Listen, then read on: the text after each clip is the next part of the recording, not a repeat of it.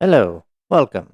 Today I'll be showing you how to make this simple, what do you call it? Simple T security guard pattern. That's what they call it, right? Okay, so let's begin. So I'm just gonna press Control N now to go in new one. Don't save because I don't need it. Here we are with the glory of the default cube. Okay, I'll press 1 now for the front view, and I'm gonna hide this light and the camera. Press H to hide when you select this. Okay, or you can just select one by one and press H. Okay, so now let's go to here, select this face here, and extrude that to the Z. But it's way better if you just use this one. Okay, make sure enable the snapping tool, and then you can press E now, and that's way better. Okay, make it longer, something like, don't need to be that long, just this long would do. And the bottom as well. Select the bottom as well. I'll press 1 now and press E to extrude. Okay, just move your mouse around and make sure you exit to the Z. Okay, and this one, mm, just here would do. Okay, I don't know if it's too short or too whatever, but yeah, that's my liking. Should do your liking as well. Okay, and then the last one, press E. Make sure this one selected. Press E to the X. Okay, make sure the line is red. Okay, not blue. Actually, it's quite the same, but I don't know. It still works fine. Okay, let's move on now. Move this one over here. Just, uh, just over there, and then we can uh, extrude scale just a little bit over there, and extrude that to the X now over there. Okay, and scale. Don't worry about that one because, well, look at that. You get the basic shape over there. And now, let's go to here, the spanner, enable a modifier, a subdivision surface. Okay, see, it goes something like that. Let me increase this to 2. But don't worry about this one because that's easily to fix. Okay, for let's begin to the top first. Select the face and press E to extrude. Just make it that one. Okay, as long as it's round. And for the bottom as well, press E to extrude. There we are. I still have the snapping tool, but that doesn't affect much on this and this. It's actually quite the same. And let's add a loop cut for here. Okay, for this tree. 1, 2, 3 here. Control R to add the loop cut, or you can just use the mean crease. But I prefer use the loop cut because it's way easier. Okay, some over there. This one. Somewhere over there. Let's do this one now. GG. I'm just do some adjustment. There we go. And now this one. Grab that over there.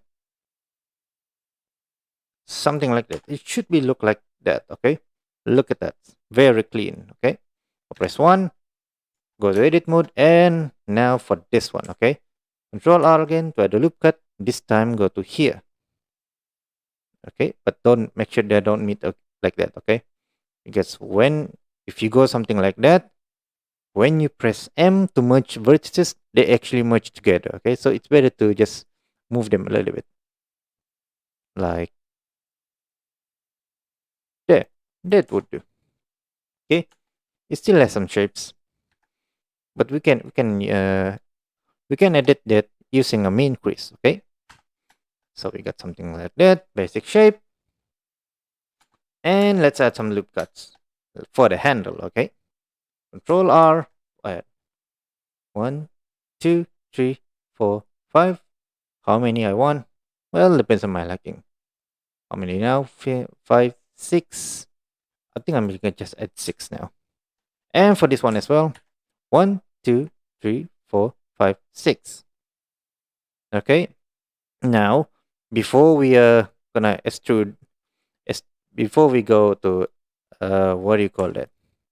Like this, before we go on like that, make sure enable the scale first, okay?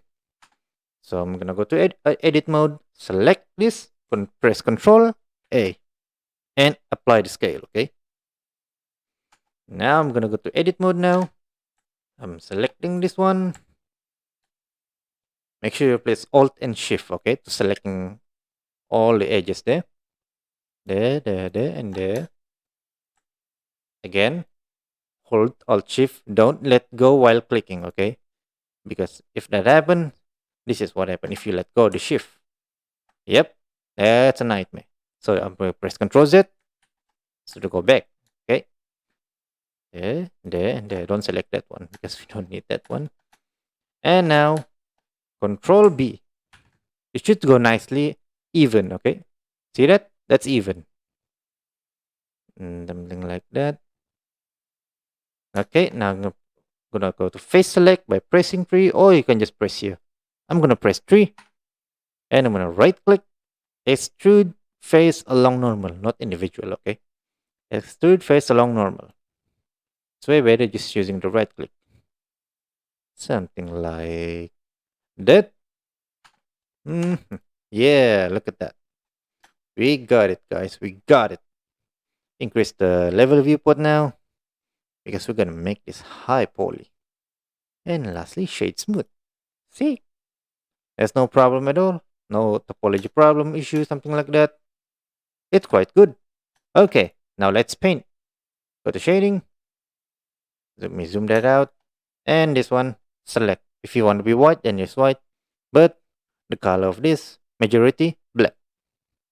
Okay, just make it dark black or maybe like that. Actually, it's fine. Now, it's not a metal. This is not a metal. So, play some of the roughness, okay? Just increase the roughness, something like that. The specular, if you want it to be more shiny, increase it, okay? If you don't want any shiny, just go to that. But that is, well, way too black. We need some shine, okay? So, increase the specular. Something like, oh, something like that. That would do. For the number, actually, it actually depends on you. This roughness, actually, it depends on me. The anisotropic, actually, I don't need that. So, go to 0. Now, we got that over there. Let's add some bump on it. I mean, the scratches, something like that. We can use bump, or you can use a color ramp. But if you want it to be more detailed, use a bump, okay? The normal to the normal. Shift A to add. Texture, what do you like? I'm gonna go with uh wave. There we are. Zoom that out. You can use the color or the fact connected to the height, okay? So it's up to you, okay? Now I'm gonna use the fact to the height. The most important part for this is actually the strength, okay? You can adjust this one anyway, whatever number you want, but the most important part is the strength, okay? So I'm gonna go to here, scale. If you want, you may choose ring. You see that? That's how the ring looks like. Okay. But I'm not going to use a ring. I'm just going to use a band.